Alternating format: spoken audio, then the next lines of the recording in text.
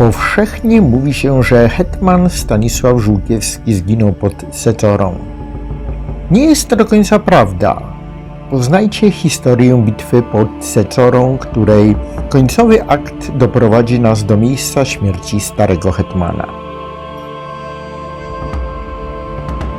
W początkowych latach XVII wieku na wschodnich rubieżach Rzeczypospolitej kozacy wyprawiali się na terytorium Porty, łamiąc postanowienia ugody Rzeczypospolitej z sułtanem.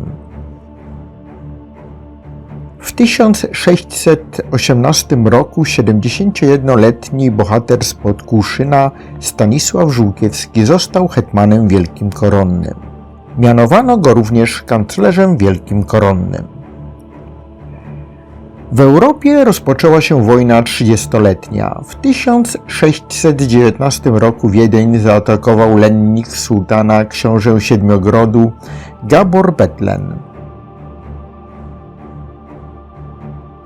W odpowiedzi na Siedmiogród najechali za zgodą Zygmunta III Wazy cieszące się złą renomą polskie formacje Lisowczyków. Napięcie między państwem osmańskim i Rzeczpospolitą osiągnęło apogeum. Dodatkowo podporządkowany Osmanom gospodar mołdawski Gaspar Graziani obiecał podporządkowanie się Rzeczypospolitej w zamian za pomoc w utrzymaniu władzy. Polska od dawna rościła sobie prawa do wpływów w Mołdawii. Rozpoczęto przygotowania do wyprawy na mułtańską krainę za Dniestrem. W lipcu 1620 roku wezyr Ali Pasza postawił polskiemu posłowi w Stambule Samuelowi Otwinowskiemu ultimatum, grożąc wojną. Na czele ekspedycji stanął hetman wielki koronny Stanisław Żółkiewski. Towarzyszył mu zięć, hetman polny koronny Stanisław Koniec-Polski, jak również liczni kresowi magnaci, którzy przybyli z prywatnymi wojskami. W nocy z 2 na 3 września polskie siły liczące około 7 000 żołnierzy przekroczyły Dniestr. Po 4 dniach do wojsk Żółkiewskiego dołączył również gospodar Graziani. Przyprowadził jednak ze sobą zaledwie 600 ludzi, chociaż wcześniej zapewniał, że będzie ich kilkanaście tysięcy. Podczas narady 8 września ustalono, że polsko-mołdawskie wojska nie ruszą w głąb kraju, lecz zaczekają na wroga. Żółkiewski podjął decyzję, żeby udać się do starych umocnień pod Seczorą. Postanowił je odbudować. Fortyfikacje znajdowały się w zakole rzeki Prut. Koalicyjne oddziały dotarły tam 12 września. W tym czasie przybyły posiłki z korony. Siły Żółkiewskiego urosły do około 10 000 żołnierzy. Znaczną ich część stanowiły jednak prywatne wojska magnackie, nad którymi hetman nie miał pełnej kontroli. Spornym problemem również była dyscyplina. Tureckie wojska dowodzone przez Iskandera Paszę pojawiły się pod Seczorą 17 września. Liczyła ona około 40 000 ludzi, Turków osmańskich, Wołochów, Tatarów pod wodzą Kantymira Paszy, który odegra kluczową rolę w tej bitwie. 18 września rano rozpoczęła się bitwa. Starcie początkowo przebiegało pomyślnie dla wojsk starego hetmana. Z czasem jednak coraz wyraźniej rysowała się przewaga poddanych sułtana. W pewnym momencie część mołdawskich posiłków zaczęła przechodzić na stronę wroga, ale o polskiej porażce przesądziło ostatecznie zniszczenie przez siły Iskandera Paszy prawego taboru. Znaczenie kluczowe miał całkowity upadek ducha w polskich szeregach. Chociaż Żółkiewski chciał następnego ranka znowu ruszyć do ataku, to żołnierze kategorycznie odmówili dalszego przelewania krwi. Graziani prawdopodobnie przekupił część szlachty, by zakończyć bitwę. Polacy zamknęli się w warownym obozie, przystąpiono do rozmów pokojowych. Zakończyły się one fiaskiem.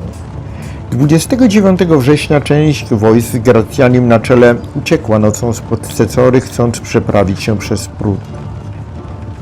Tam większość zginęła lub dostała się w ręce Tatarów.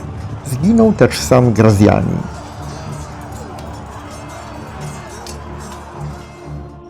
tej sytuacji rozpoczął się odwrót wojsk Żółkiewskiego spod Seczory w kierunku Mochylowa. Z dnia na dzień upadała dyscyplina i morale wojsk koronnych. Rozpoczęły się rabunki i rozboje. Dowódcy z trudem utrzymywali resztki dyscypliny. Aby uniemożliwić ataki wrogiej kawalerii podczas marszu, tabor szedł tylko nocami. Tabory podczas tego przemarszu były cały czas atakowane przez Turków i Tatarów. Wydawało się, że taka taktyka się sprawdzi i reszta polskich wojsk dotrze bezpiecznie do domu. Nadzieje były tym większe, że 4 października odparto silny atak Turków, Iskandera Paszy i Tatarów. Turcy zmęczeni zaprzestali pościgu. Jednak za wojskami koronnymi podążali Tatarzy Kantymira Murzy. 7 października doszło do katastrofy. 10 kilometrów przed granicznym Dniestrem żołnierze rzucili się do ucieczki, rozrywając tym samym tabor.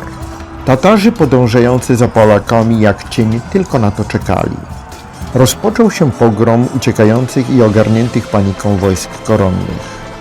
Do samego końca z szablą w ręku pozostał hetman Stanisław Żółkiewski, zagrzewając żołnierzy do walki. Niestety poniósł najwyższą ofiarę. Zwłoki Żółkiewskiego odnaleziono następnego dnia. Stary hetman w walce z wrogiem stracił prawą rękę, miał również głęboką ranę na skroni oraz mniejsze rany na piersiach.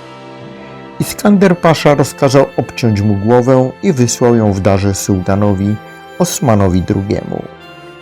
Wódz turecki pozwolił przetransportować resztę ciała polskiego wodza do Żółkwi, gdzie spoczęło w rodzinnym grobowcu.